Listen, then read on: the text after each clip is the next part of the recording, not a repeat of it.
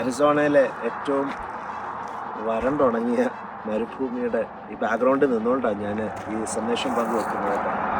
ഞാൻ ഈ ബാക്ക്ഗ്രൗണ്ട് നിങ്ങൾ ശ്രദ്ധിച്ചാൽ അറിയാം, ഇവിടെ ചുറ്റും കാക്ടസ് ചെടികളെ കാണാനായിട്ട് കഴിയും. ഇങ്ങനെ ഓർക്കുമായിരുന്നു, ഇത്ര വരണ്ടുണങ്ങിയ സാഹചര്യത്തിൽ എങ്ങനെ ഈ ചെടികൾ സർവൈവ് ചെയ്യുന്നത്.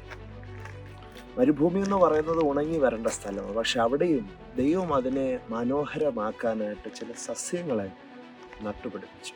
ദൈവത്തിൻ്റെ വാക്കുകൊണ്ട് സൃഷ്ടിക്കപ്പെട്ടതാണല്ലോ ഭൂമിയിൽ കാണുന്ന എല്ലാ സസ്യ ജന്തുക്കളും ചരാചരങ്ങളും.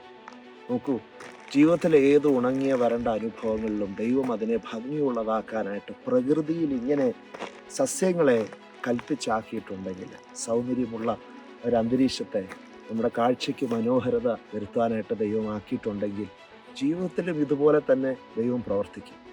എത്ര വരണ്ടുണങ്ങിയ സ്ഥലത്തും അതിനെ ഭംഗിയുള്ളതാക്കാൻ യശയ്യാപ്രവാചകന്റെ പുസ്തകത്തിൽ നമ്മളത് കാണുന്നു. മരുഭൂമി അതിന് ധ്യാനമാക്കുന്നവരെ ഈ ഒരു സ്ഥലത്ത് നിന്നുകൊണ്ട് എനിക്ക് നിങ്ങളോട് പങ്കുവെക്കാനുള്ള ആത്മീയ സന്ദേശവും അത് തന്നെ. നിങ്ങളുടെ ജീവിതത്തിലെ ഡ്രൈ പ്ലേസിൽ ദൈവം ഏറ്റവും ബ്യൂട്ടിഫുള്ളായിട്ടുള്ള ഒരു അനുഭവമാക്കി മാറ്റട്ടെ.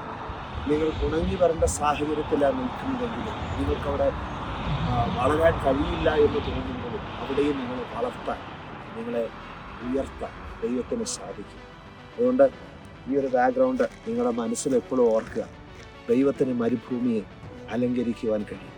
മരുഭൂമിയിൽ സസ്യങ്ങളെ നിലനിർത്തുവാൻ ദൈവത്തിന് കഴിയും. നിങ്ങളെയും ദൈവം അതുപോലെ ഉണങ്ങി വരേണ്ട സാഹചര്യങ്ങൾ നിലനിർത്തുമെന്ന് വിശ്വാസത്താൽ ഞാൻ പ്രഖ്യാപിക്കുകയാണ്. May God bless you. ദൈവം നിങ്ങളെ ധാരാളമായി അനുഗ്രഹിക്കട്ടെ.